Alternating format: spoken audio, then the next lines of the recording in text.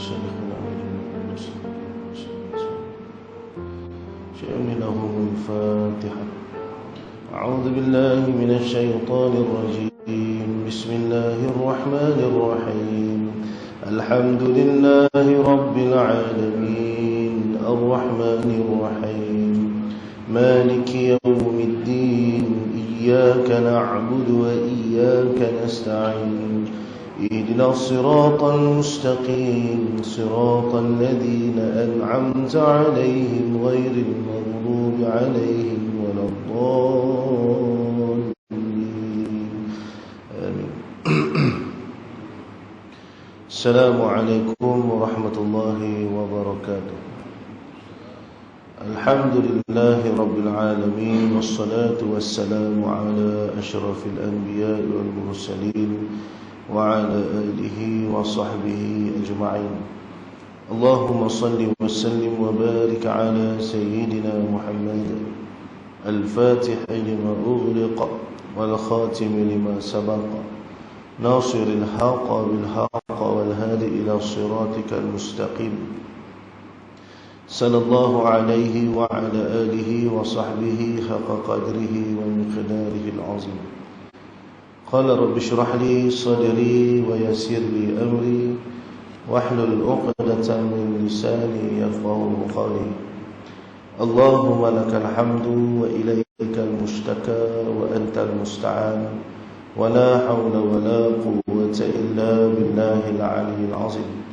اللهم إنا نعوذ بك من علم لا ينفع وقلب لا يخشع وعمل لا يرفع ودعاء لا يسمع.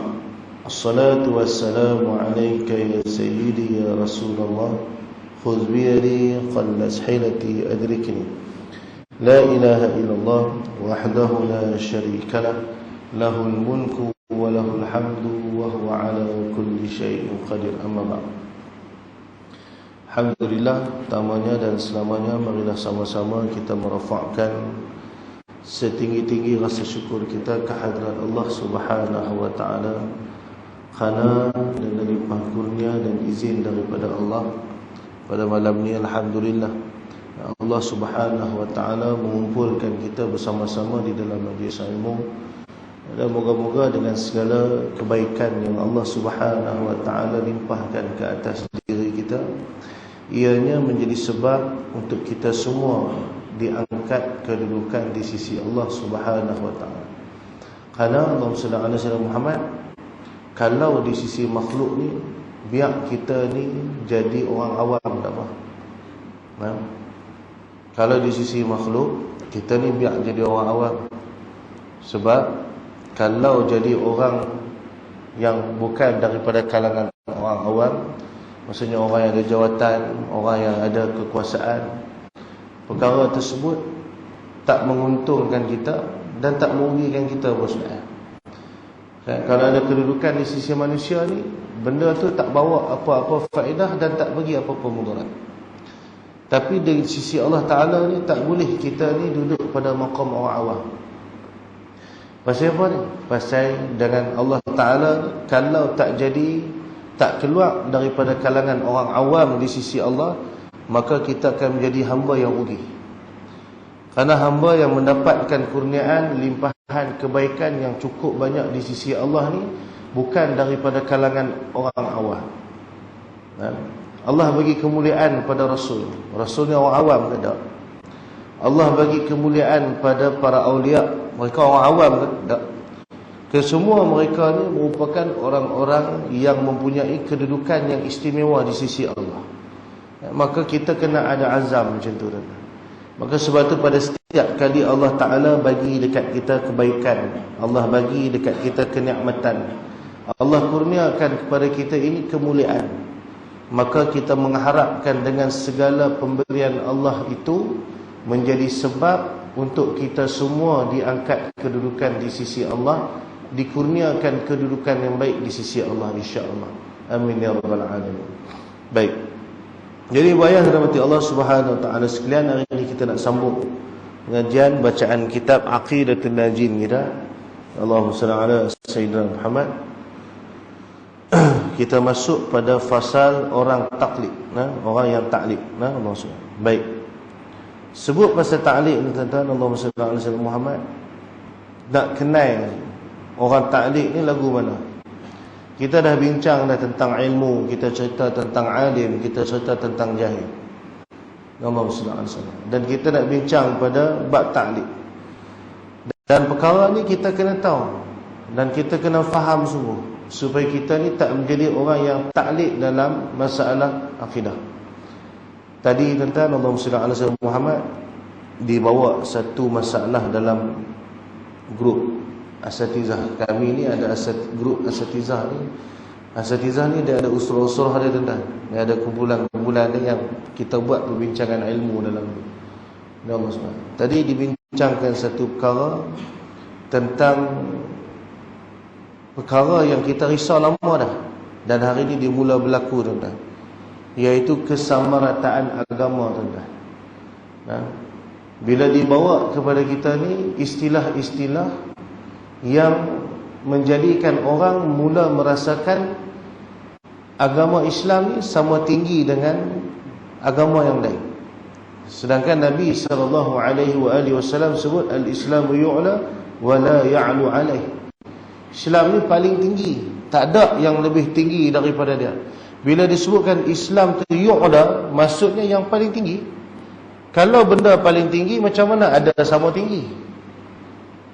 Macam kita kata Everest, gunung paling tinggi dalam dunia. Ada tak selain daripada Everest yang sama tinggi dengan dia? Ada. Sebab dia paling tinggi. Betul? Kalau ada yang sama tinggi dengan dia, dia tak boleh dapat title paling tinggi. Maka macam tu juga agama tuan-tuan. Ada orang kata kita tak boleh nak tunjuk kata Islam ni tinggi sangat, pasal nanti orang takut dengan Islam. Tak, memang kena tunjuk tinggi, baru orang duduk dengan Islam. Pasal apa hang nak kena jadi rendah, hang kena jadi tinggi ya? Ada pilihan, betul tak? Lainlah kalau nak masuk Islam ni, dia punya syarat dia tu payah. Lainlah kalau Islam ni memang hanya orang-orang yang dipilih sahaja. Allah SWT. Apa masalah yang berlaku sekarang ni tuan-tuan? Bila ada daripada kalangan pendakwah-pendakwah yang sinonim dengan mengislamkan orang. Maksudnya mereka ni rajin islamkan orang tuan-tuan.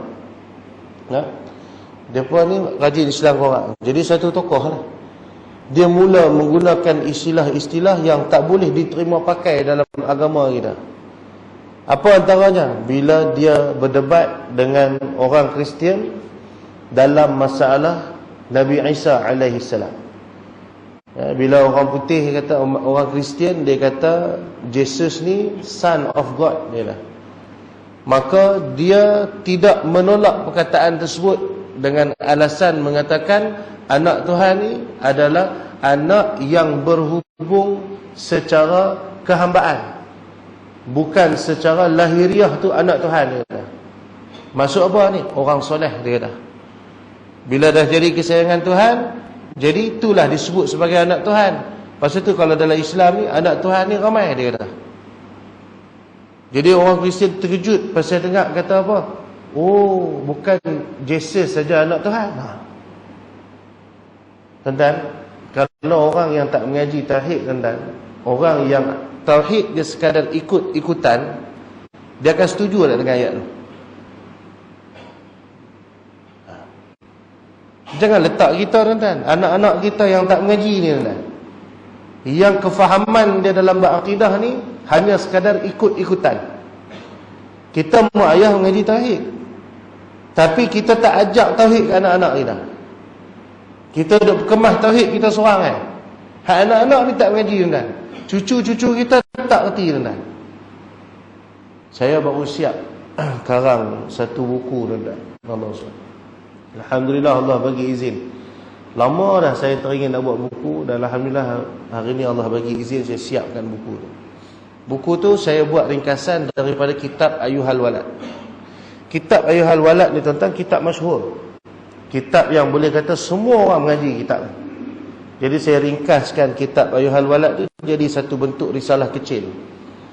Supaya nak mudahkan orang mengaji lagi bab tasawuf ni tuan-tuan, untuk memperelokkan akhlak. Jadi saya ada bincang dengan seorang anak murid saya ni. Saya abad ke dia, minta dia tolong atur program kita nak buat daurah kitab tu. Sebab kitab yang saya buat ni tuan-tuan, insya-Allah sekali kuliah dalam sejam setengah, 1 jam setengah, 2 jam boleh khatam tu kitab tu. Sebab tujuan saya memang macam tu. Saya nak bagi orang boleh baca bagi banyak sikit. Jadi saya tak buat tebal-tebal, saya buat ringkas. Ayuhal walad tu ringkas tuan-tuan. Ringkas lagi pada tu. Alhamdulillah tuan-tuan. Pagi tadi guru saya, Tuan Syekh, dia buat kata pengantar, dia dah tengok, jadi dia setujulah dengan apa yang saya buat itu. Baik. Jadi bila saya minta dia susun program, soalan-soalan yang dia tanya tu pada saya tak perlu dia tanya apa. Apa dia tanya? Objektif ustaz apa dia? Matlamat ustaz apa dia? Hasil daripada mengaji kitab ni apa? Pada kita yang dah mengaji kitab Ayuhal Walad ni, kitab peringkat rendah tuan-tuan. Patut soalan tu tak perlu dia tanya, tidak? Tapi kenapa dia tanya? Menunjukkan dia tak ada pengetahuan dalam bab tuan-tuan. Maksud bukan saya memperendahkan dia, bukan. Tapi inilah realiti masyarakat kita tuan-tuan. Bila mana bab ilmu ni dah semakin orang tak reti. Walhal majlis ilmu banyak. Guru-guru yang mengajar ilmu ni cukup ramai. Orang yang faham tentang agama ni bukan sedikit, ramai tuan-tuan.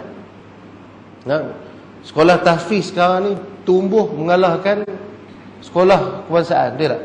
Antara sekolah akademik biasa dengan sekolah agama ni, orang lebih pilih nak mengaji sekolah agama. Masuk keluaran orang mengaji agama ni makin ramai kan makin sikit? Makin ramai. Tapi kenapa masyarakat yang jahil dalam ilmu pengetahuan agama ni makin bertambah? Ini kita nak kena fikir.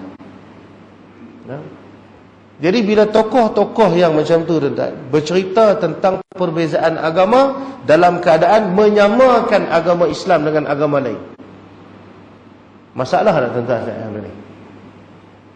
Benda ni masalah besar ke masalah kecil kan? Dia nak kena bagi faham, bagi jelas, bagi elok tuan-tuan. Pasal apa? Tok-tok guru kita banyak kali pesan. Marhum Baba Haji Saleh dulu dia cukup pesan banyak kali. Setiap kali kuliah, dekat-dekat dia nak meninggal tu, kalau tuan-tuan ingat masa dia nak mengajar dulu, dia kata apa? Jangan jadi Wahabi, dia dah. Tiap. Kita kena perang Wahabi ni habis-habisan dia dah. Pegang sungguh-sungguh dengan Ahlu Sunnah wal Jamaah, dia dah. Jangan sampai disesatkan. Ni berlaku tuan-tuan sekarang.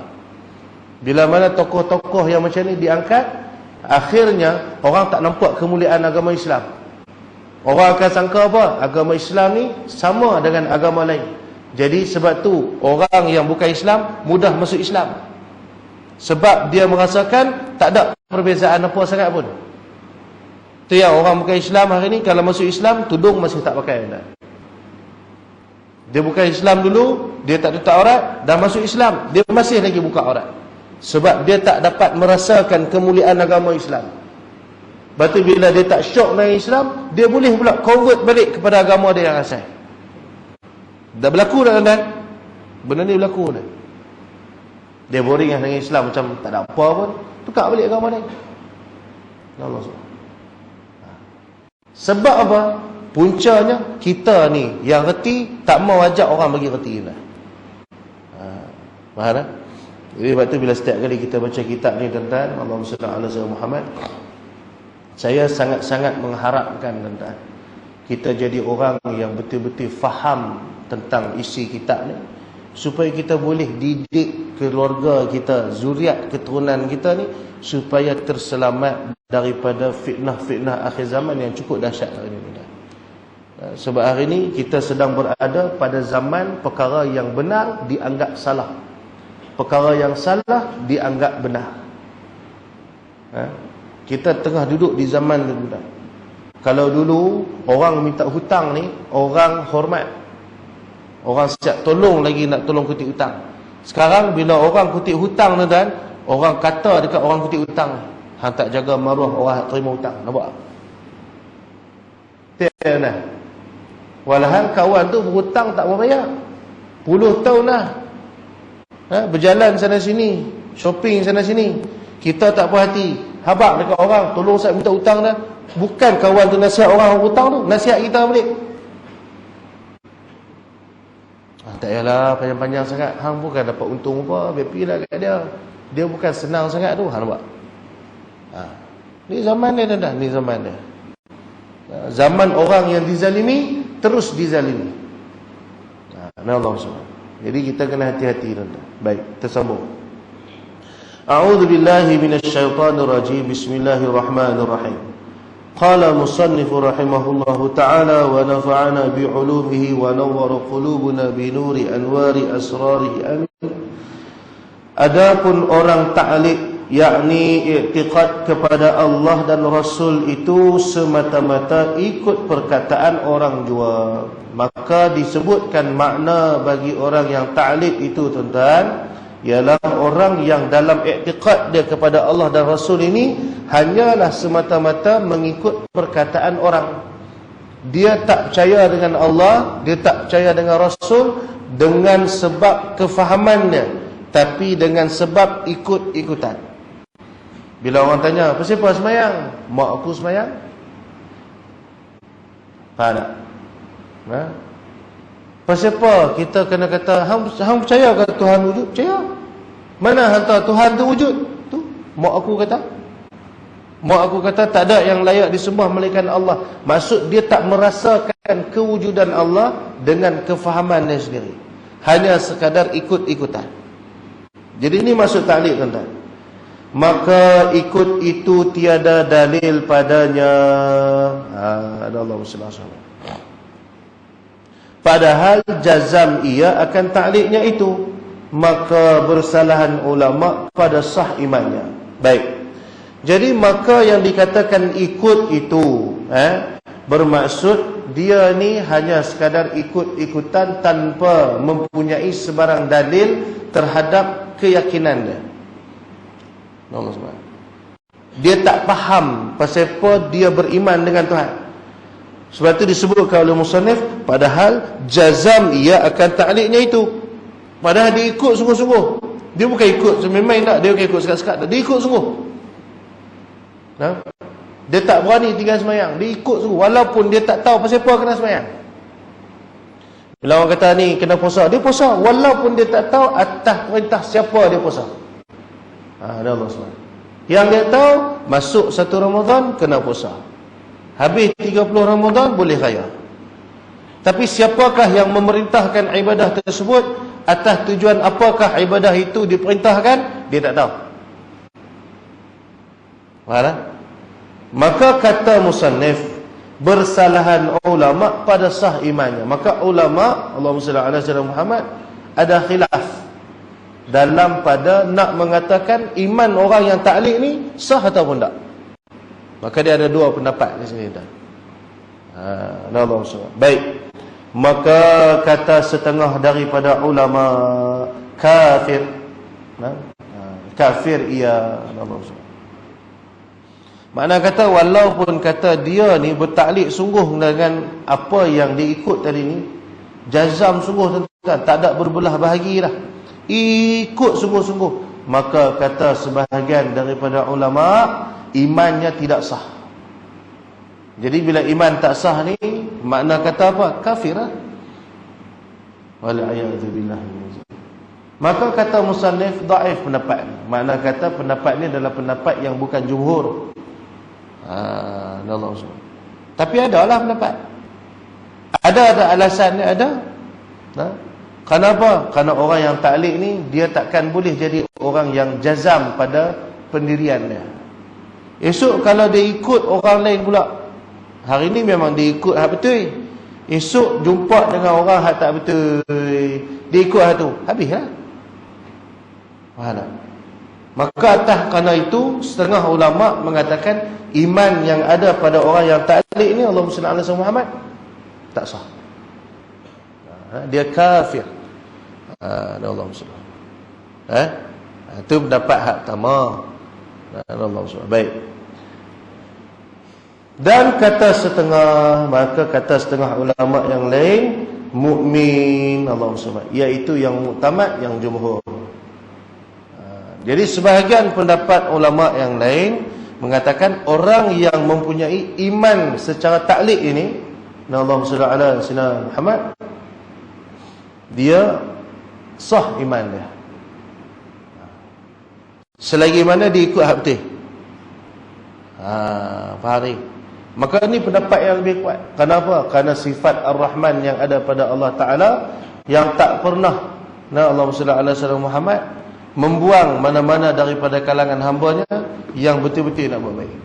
Maka boleh jadi orang ni dia taklid atas kerana dia tak ada kemampuan nak memahami ilmu. Boleh jadi. Allah SWT. Jadi dua-dua pendapat ni dia terima pakai. Allahumma salli ala sayyidina Muhammad. Dan adakah berdosa ia atau tiada? Maka ia itu baginya tafsir lagi akan datang sebutnya insya-Allah taala. Maka perbincangan tentang orang hak taklid ni dosa atau tidak? Maka ni ada perbincangan yang lain. Allah SWT. Tak sebut kat sini, nanti kita akan sebut kemudian.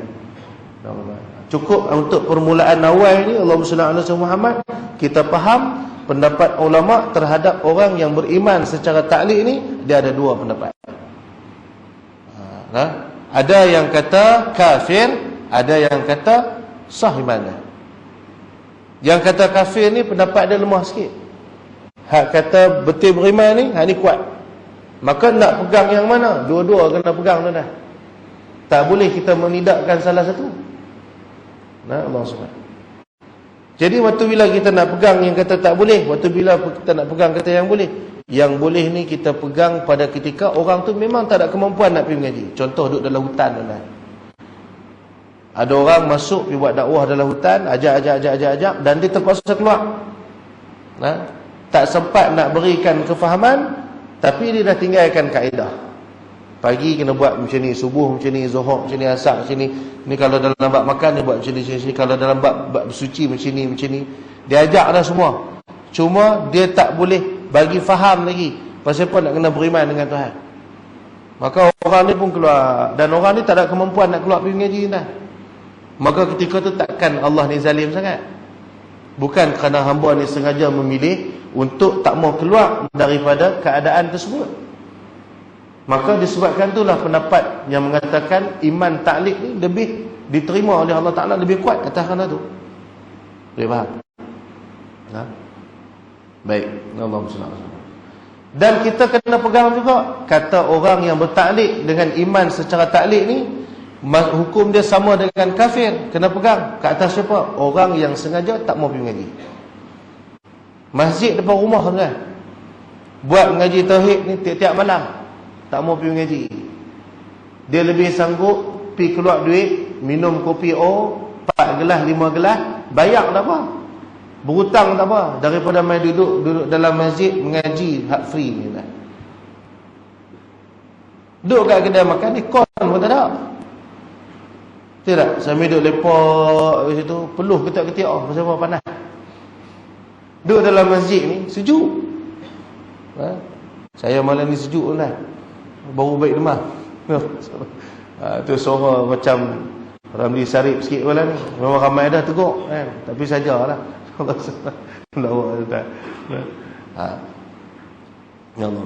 Sanggup lagi duduk kat luar. Tak apa, tak kena ikon, tak apa. Zuhud dia dah. Pasal apa? Dia rasa panas kalau duduk mengaji. Rasa macam kena bakar belakang. Adik-beradik jin. Itu yang dia isap rokok. Marah daripada kopi. Bukan kata nasihat kan. Nasihat ni sebab saya terasa ambil-ambil. Tidak kan? Tak tegur, tak mai kan. Jadi hak orang macam ni baru kita boleh letak hukum ni. Pasal apa ni? Dia sengaja menidakkan kebaikan Allah terhadap diri dia. Ni orang sombong dah. Maka orang yang sombong ni, orang kafir ke orang beriman? Orang kafir. Orang beriman tak sombong dengan Tuhan. Orang beriman, apa sahaja kebaikan yang Allah bagi, semua dia ambil. Allah izin dia selawat, dia selawat kan. Waktu bila orang berselawat depan dia, dia dengar, ish, aku tak selawat lagi. Dia pun Allahumma salli ala sayyidina Muhammad. Tidak. Dia tak mengabaikan kebaikan Tuhan. Ni orang beriman. Mai tadi niat nak sembahyang maghrib tak tahu ada kuliah. Tengok-tengok dia pun angkat meja tak tengah ni. Wah, ada kuliah. Memang tak ada kerja apa pun, balik duk lena main dengan burung kan. Jadi main mengaji kan kata. Duduk dalam mengaji sat, burung makan dah tak apa. Orang belah burung dia tahu noh. Maghrib kena pergi makan burung. Payah belah burung ni. Pasal apa payah? Tak ingat burung. Allah SWT. Jadi Allah SWT faham.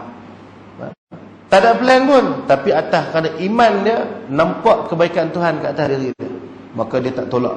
Ini sifat orang beriman. Jadi dua-dua pendapat ni dia terima pakai. Maka kita ni nak jadi had mana satu. Jadi nak mudah tuan-tuan, keluar daripada kategori orang yang taklid. Batu awal-awal masa kuliah tadi saya sebut dah, kita kena berusaha menjadi orang yang mempunyai kedudukan di sisi Tuhan.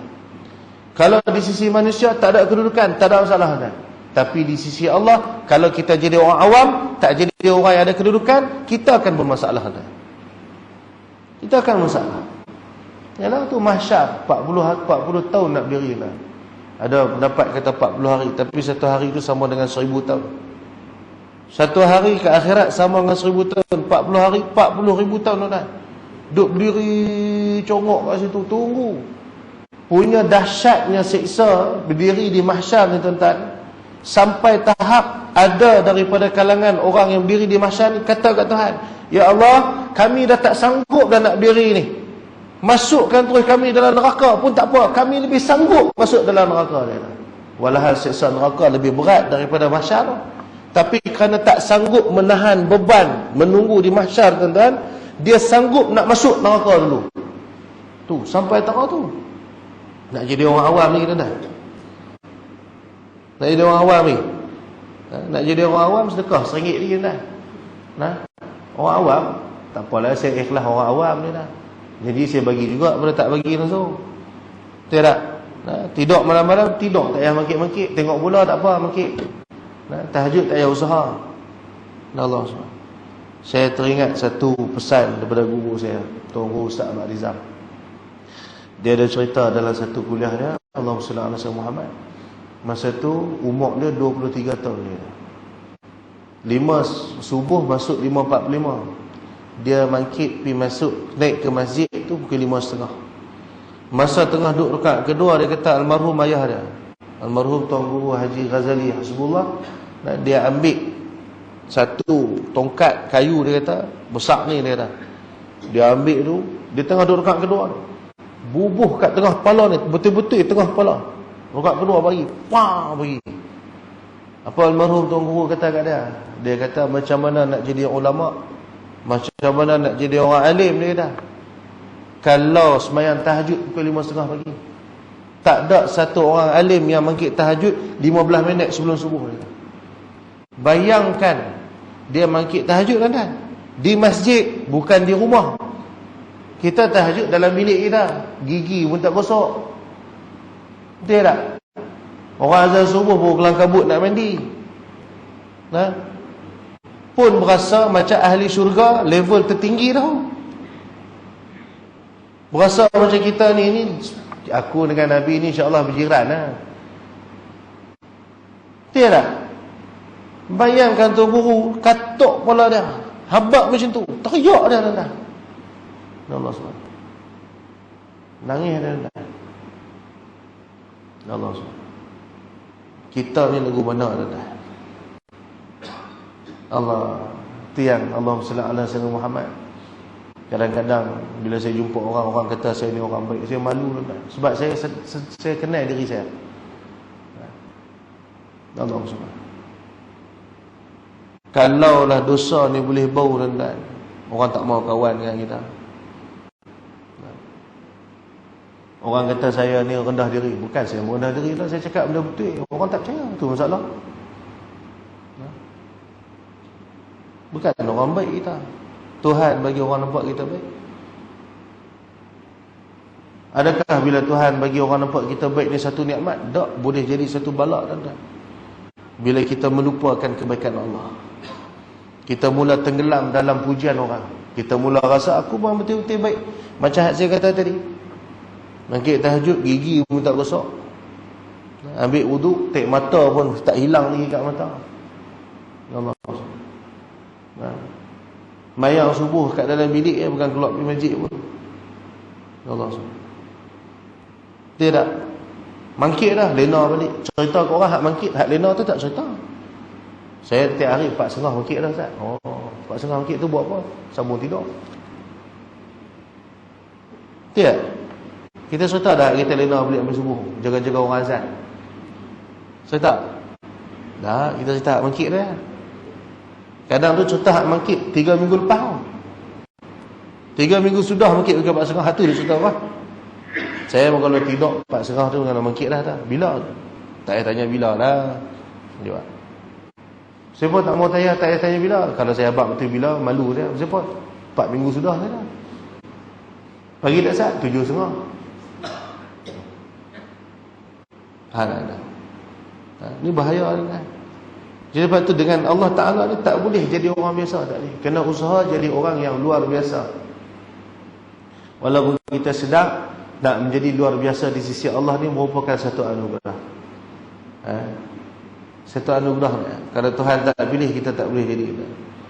Maka kena ada keazaman, minta dengan Allah hari-hari. Lepas tu saya selalu pesan kat keluarga saya, kat anak-anak saya di madrasah. Saya selalu pesan, waktu mustajab doa, jangan merugikan diri kita dengan doa yang sia-sia. Waktu mustajab doa, tuan, jangan merugikan waktu tu dengan doa yang sia-sia. Sebab waktu mustajab doa ni waktu yang singkat. Doa apa? Minta kaya. Doa minta jadi jutawan. Tak ada nak guna harta, mati dulu tuan-tuan. Rugi kan? Hak untung siapa? Orang hidup. Saya baca satu komik. Allah SWT. Komik tu, anak ni duk jaga tuan, anak ni duk jaga ayah dia. Ayah dia ni orang miskin.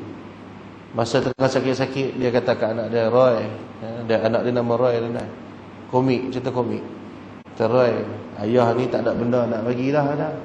Harta pun tak ada, tapi sebab hang ni selalu jaga ayah, ayah adalah ambil hibah dekat hang. Kalau ayah mati ni, hang dapatlah dalam 500,000, tak banyak benar. So kalau ayah mati, hang gunalah benda tu, hang anak ayah yang baik. Anak ni miskin lah. Dengar-dengar lagu tu, terus keluar tanduk tuan-tuan. Oh, kalau ayah mati, Roy jadi orang kaya. Kalau ayah mati, Roy jadi orang kaya. Oh, dia pergi cabut Swiss oksigen. No. Tak cabut mati terus orang tua tu. Orang tua tu sambil roh keluar, dia tercelaka punya anak dia. Tuan-tuan, nampak macam lawak, tapi itu realiti. Anak-anak kita ni duduk tunggu saat bila orang tua aku nak mati. Pasal pak masa hidup kedekut baik. Duduk tunggu bila nak memberi ayah aku ni dah. Duit banyak. Betul tak? Kita duduk syok, duit aku banyak. Anak-anak aku esok senang nak pakai harta aku. Tanpa kita sedar, perkara tersebut merugikan kita akhirnya. Pasal apa? Dengan kenikmatan yang sepatutnya boleh menjadikan kita istimewa di sisi Allah, kita tak guna dah. Kena minta dengan Tuhan semua. Waktu ada mustajab doa, minta dengan Allah. Minta sungguh-sungguh dengan dia. Ya Allah, Tuhanku, kau tolong aku, ya Allah. Aku tak mau menjadi orang yang mempunyai kedudukan yang biasa di sisi. Jadikan aku sebahagian daripada orang yang mendapat kemuliaan di sisi. Waktu tuan-tuan doa ni, saya nak ajak tuan-tuan ramai. Setiap kali sebelum sembahyang, tuan-tuan baca, Allahumma atini afdala ma tu'ti ibadaka salihin. Ini saya ijazah kat tuan-tuan. Sebut Khabil tu ijazah Allah SWT. Saya terima pun tak apa, sama aja. Ini saya beri ijazah. Tuan-tuan baca, Allahumma atini, ikutlah, Allahumma atini afdala ma tu'ti ibadaka salihin. Allahumma atini afdala ma tu'ti ibadaka salihin. Allahumma atini afdala ma tu'ti ibadaka salihin. Ya Allah, ya Tuhan kami, kau anugerahkanlah kepada diriku, ya Allah. Ini maksudnya akan kelebihan-kelebihan yang telah kau berikan kepada hamba-hambamu yang saleh.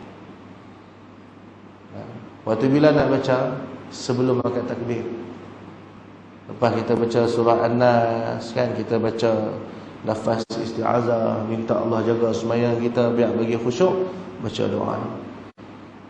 Allahumma atini afdala ma tu'ti ibadaka salihin. Allahu akbar. Pasal apa ni? Kita mengharapkan sembahyang itu diberikan khusyuk terhadap kita. Sebab khusyuk dalam sembahyang ni Allah Ta'ala hanya bagi kepada hamba-hambanya yang salih.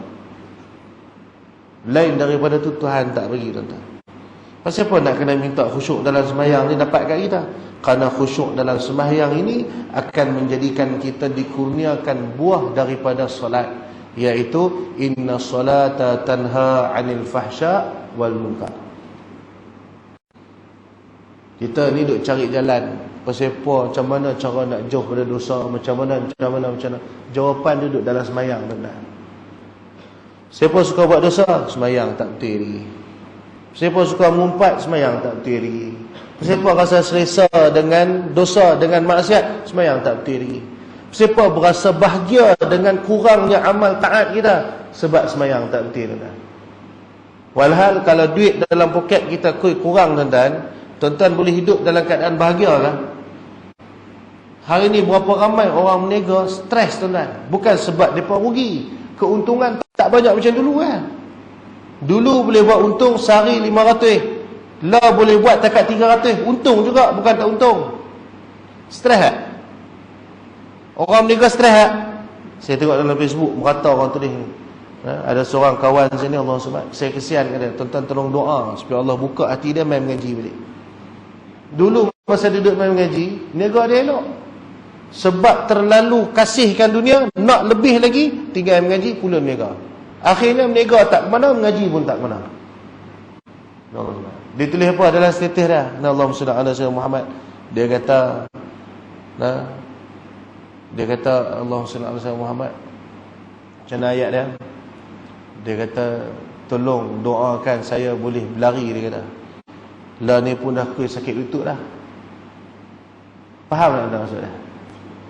Maksud niaga dia tu, maksudnya duduk dekat level nak ranak lah. Sikit lagi dia nak rebah. Lepas tu masuklah kawan-kawan nak berniaga juga. Saya pun sama dah, dah nak rebah dah. Masing-masing pakat mengadu nasib. Kita bukan tak simpati, kita simpati. Tapi cuba kalau kita tukarkan keadaan tu dengan keadaan akhirat kita. Kalau dalam dunia yang kita masih lagi diberikan kecukupan sebenarnya, cuma tak diberikan kemewahan, kita masih lagi dicukupkan keperluan oleh Allah Ta'ala. Tidak, miskin tengah mana pun kita, fakir tengah mana pun kita, keperluan kita ni semua Allah cukupkan. Tidak, kalau Allah tak cukup, kita mati dah, tuan-tuan. Kalau Allah tak bagi cukup keperluan tu, matilah kita, tak duduk atas dunia dah. Lagi mana duduk atas dunia, lagi tu dicukupkan keperluan, kerana ini janji Allah. Cuma kita tak dapat lebih daripada yang kita perlu. Sedih tak? Sedih kan? Rasa down kan? Macam mana dalam bab akhirat, amal kita kurang, taat kita kurang, tuan-tuan, wirid kita kurang, zikir kita kurang, selawat kita hampir kosong, tuan-tuan. Kita boleh hidup dalam keadaan senang lenang, bahagia, tuan-tuan. Bahkan berani pula mengaku, aku merindukan kematian, kerana itulah saat pertemuan diriku dengan Tuhanku. Dalam keadaan kita sedap, bekal kita ni tak tahu mana. Orang kata angan-angan mak jenin, tuan-tuan. Boleh faham ya? Nampak. Jadi inilah Allahumma salli ala sayyidina Muhammad. Kalau kita faham sungguh-sungguh, tuan-tuan, kita tak mau jadi orang biasa-biasa di sisi Tuhan. Kita nak jadi orang yang ada kedudukan. Sebab tu, tuan-tuan, amal doa hak saya bagi tadi ni, tuan-tuan, kita amal sama-sama. Mudah-mudahan Allah izin kita semua ni dapat kebaikan tersebut. Sembahyang kita elok, insya-Allah yang lain semua elok. Tak usah sibuk nak membanyakkan amal yang lain. Betul yang dulu. Minta Allah tolong kita sungguh-sungguh, minta sungguh-sungguh. Benda lain tak apa kita buat juga, bukan tinggal. Buat zikir kita, selawat kita, tasbih kita, buat lagi, buat macam biasa. Tapi tahun semayang ni kita bagi penekanan sungguh-sungguh. Minta sungguh-sungguh dengan kasih belah kasih Allah ni. Minta supaya Tuhan kesian kat kita. Ya Allah, kalau bukan Kau yang nak kesihankan aku, siapa lagi ya Allah? Aku nak harap siapa lagi ya Allah? Sebab keperluan kita yang sebenarnya bukan keperluan di atas dunia. Sebab atas dunia ni tak minta pun Tuhan bagi. Sebab perkara tersebut telah dijanjikan oleh Allah Ta'ala. Tapi yang akhirat ni tuan-tuan, kalau tak minta sungguh-sungguh Tuhan tak bagi. Pasal itu Allah Ta'ala dia ada sifat Ar-Rahman, dia ada sifat Ar-Rahim. Pasal apa? Ada dua sedangkan maksud yang sama. Ar-Rahman pengasih, Ar-Rahim penyayang. Ada yang terjemah Ar-Rahman ni pengasih, Ar-Rahim tu penyayang. Ada yang terjemah terbalik. Sebab dua-dua tu membawa maksud yang serupa tuan-tuan. Cumanya orang yang berbeza menerima dua atau satu di antara dua sifat tersebut. Dua golongan yang berbeza. Golongan hak pertama sifat Ar-Rahman ni, Allah bagi kasih dia pada semua hamba dia, tanpa mengira siapa hamba tersebut. Dan Allah SWT, hang beriman ke tak beriman ke, rajin buat taat ke tak rajin buat taat ke, semua layak mendapatkan perkasihan Allah Ta'ala. Semua layak. Sebab tu jangan kita duk rasa selesa atas dunia, kita rasa Tuhan sayang kita. Jangan rasa selesa dah. Sebab itu cuma setakat dunia saja. Sampai ke akhirat esok, ketika itulah sifat Ar-Rahim Allah ini akan dizahirkan. Dizahirkan atas dunia Tuhan tunjuklah. Bila Allah tunjukkan Ar-Rahim dia pada orang beriman, orang yang betul-betul beriman ni, Tuhan bagi Ar-Rahim dia. Dia beri mudah buat taat, dia bagi mudah buat baik. Dia mula tu dia bagilah, cuma tak dizahirkan sepenuhnya terhadap orang lain. Tapi bila sampai ke akhirat esok tuan-tuan, Ar-Rahim Allah ini akan dizahirkan. Bila mana Ar-Rahman itu dihilangkan. Pasal itu dalam dekat akhirat esok, tak ada satu orang yang buat dosa yang terlepas daripada neraka Allah, melainkan mereka yang telah dikurniakan Ar-Rahim. Jadi apa syarat yang paling besar untuk mendapatkan sifat Ar-Rahim Allah Ta'ala ni? Iman benar. Tak ada iman, tak layak. Tak ada iman, tak layak. Pasal tu Abdullah bin Ubay duduk dalam neraka ke duduk dalam syurga? Abdullah bin Ubay ni umat siapa? Umat Nabi Muhammad sallallahu alaihi wasallam. Nabi kata kullu ummati yadkhuluna al-jannah. Tidak? Takkan Nabi nak bohong? Nabi kata hak jadi umat aku semua masuk syurga, illa man aba, kecuali mereka yang tak mau, kata Nabi sallallahu alaihi wasallam. Sahabat tanya, "Man ya'ba ya Rasulullah?" Siapa yang tak mau? Nabi kata, "Man ata'ani dakhala al-jannah wa man asani faqad aba." Hak ikut aku, itulah orang masuk syurga. Maka yang ikut tu masuk iman lah. Wa man asani, dan siapa yang ingkar, yakni yang tak beriman, faqad aba, tu orang yang tak mau masuk syurga.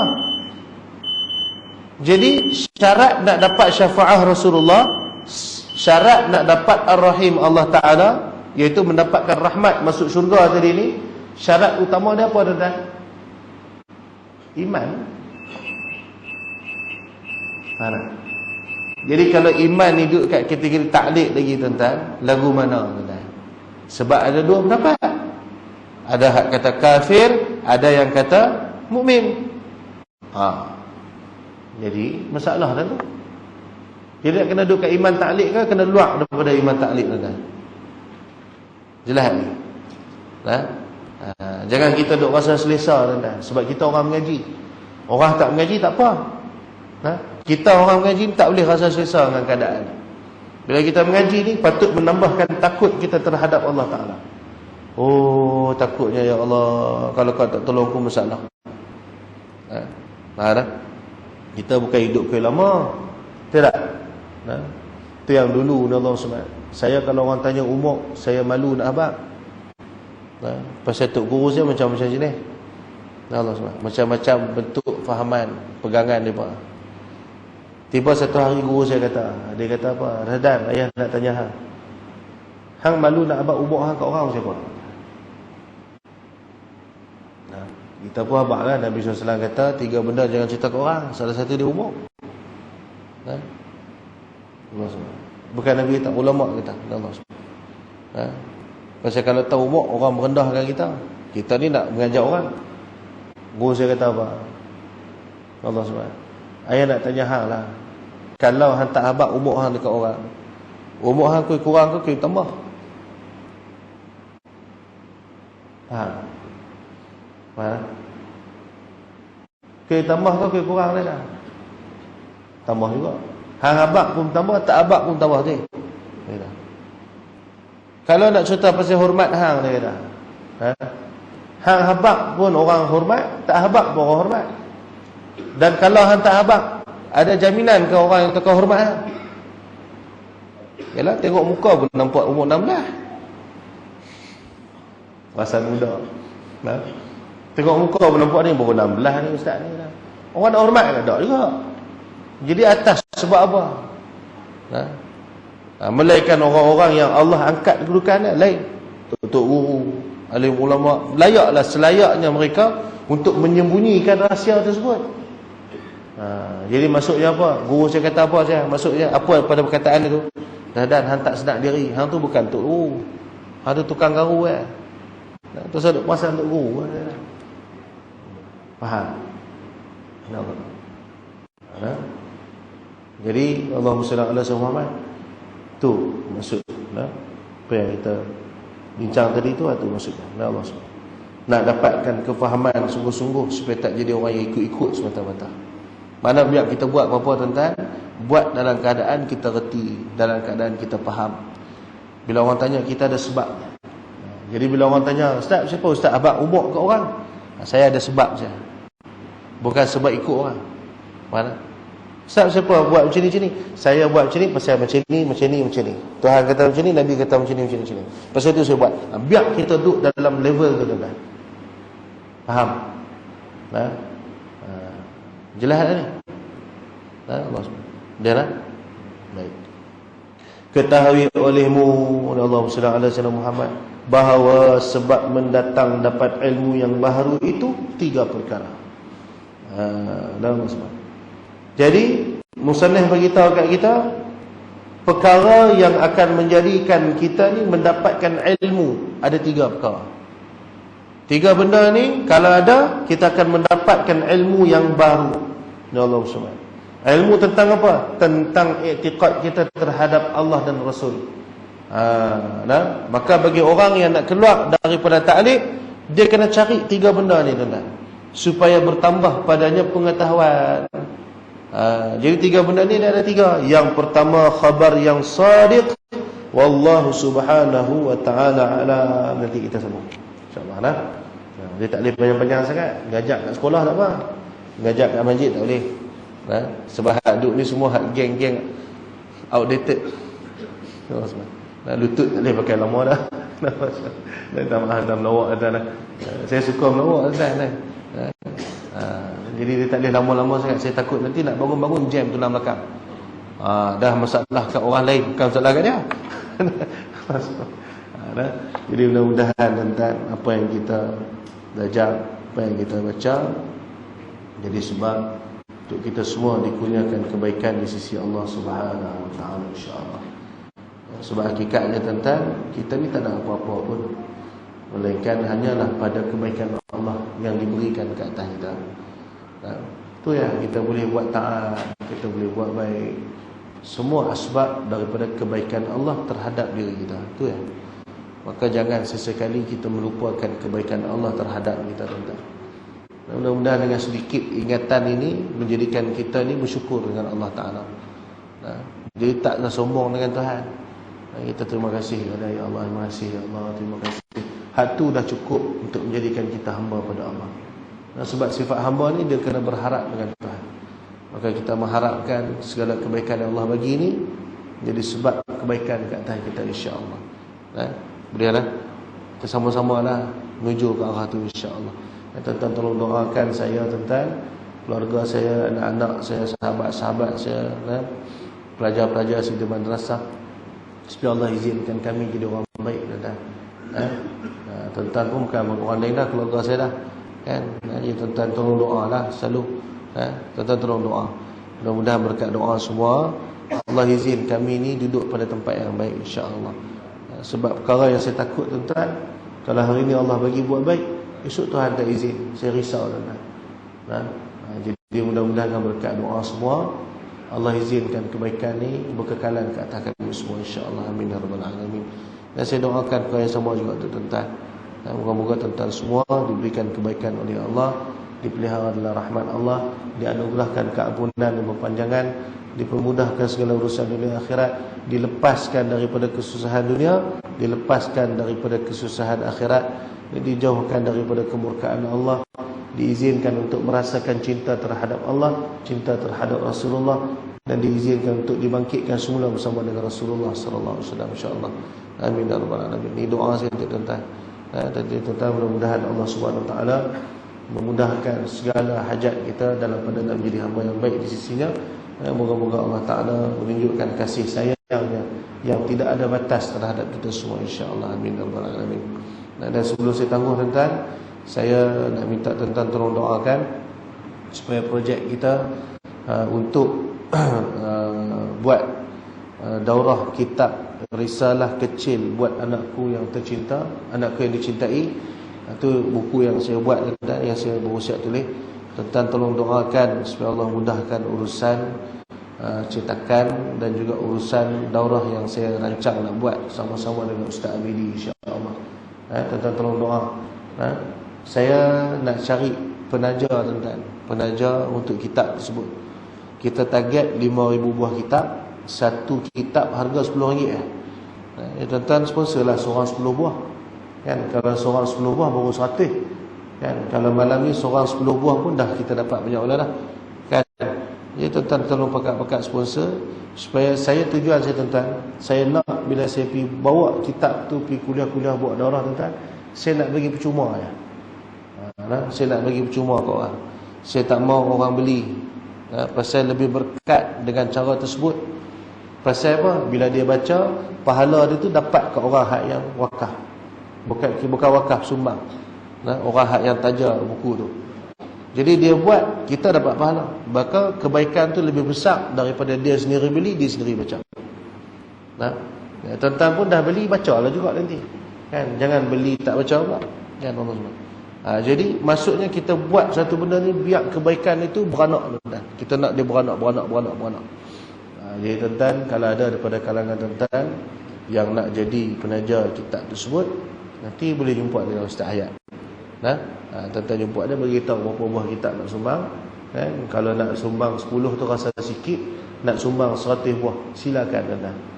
Tak banyak mana pun, 100 baru 1000. Kan? Hak kita makan banyak benda tu ni. Kan? Sedangkan hak ni kita nak simpan buat ke akhirat. Jadi tuan-tuan, kita buatlah kebaikan sebanyak yang mungkin. Dan buat kebaikan ni dia kena bijak. Itu buat kebaikan yang dia, kebaikan tu dia akan beranak banyak tuan-tuan. Jadi sebab tu sedekah pada fakir miskin adalah amalan yang terpuji tuan-tuan. Tapi membangunkan agama dengan sedekah kita tu jauh lebih terpuji daripada sedekah pada fakir miskin semata-mata. Bukan maksud rendah sedekah pada fakir miskin, besar pahala tuan-tuan. Tapi sedekah pada fakir miskin, kebaikan tu terberhenti kat depa ya. Jadi dalam keadaan kita rebut sedekah pada fakir miskin, jangan kita tinggal untuk membangunkan agama dengan harta kita. Faham tak? Ada setengah kita ni dah bagi fakir miskin, hak agama kita buat tak bilik. Ada setengah dah bagi kat agama, hak fakir miskin buat tak bilik. Jangan tuan. Dua-dua tu kita perlu buat. Pasal apa? Satu kebaikan tu berhenti dekat tu. Satu lagi kebaikan tu akan terus berkembang. Maka kita rebut apa saja peluang kebaikan yang ada, insya-Allah. Ya, tuan-tuan tolong doakan. Boleh tuan-tuan? Tolong doa dah. Tadi saya dah hantar pergi printing buku tu. Hantar printing minta duit tuan-tuan. Kita duit tak ada lagi. Kan? Jadi tuan-tuan tolong doa lah. Mana tahu esok pergi ada duit. Kan? Allah SWT. Jadi mudah-mudahan berkat doa semua, Allah mudahkan urusan, insya-Allah. Amin ya rabbal alamin. Jadi cukup sekali itu yang baik datang kepada Allah, yang buruk datang daripada kelemahan diri saya sendiri. Hakikatnya kedua-dua yang datang kepada Allah Subhanahu wa taala. Wallahu subhanahu wa taala alam. Al-Fatihah. A'udzu billahi minasyaitonir rajim. Bismillahirrahmanirrahim. Alhamdulillahirabbil alamin arrahmanir rahim maliki yaumiddin. Iyyaka na'budu wa iyyaka nasta'in. Ihdinas siratal mustaqim. Siratal ladzina an'amta 'alaihim ghairil maghdubi 'alaihim waladdallin. Amin. A'udzu billahi minasyaitonir rajim. Bismillahirrahmanirrahim. اللهم لا قلوبنا بنور هدايتك كما نورت الأرض بنور شمسك أبدا أبدا برحمتك يا أرحم الراحمين. ربنا لا تزغ قلوبنا بعد إذ هديتنا وهب لنا من لدنك رحمة إنك أنت الوهاب. صلى الله على سيدنا محمد. الحمد لله رب العالمين. سبحانك اللهم وبحمدك أشهد أن لا إله إلا أنت. العصر إن الإنسان في خسر الذين آمنوا وعملوا الصالحات.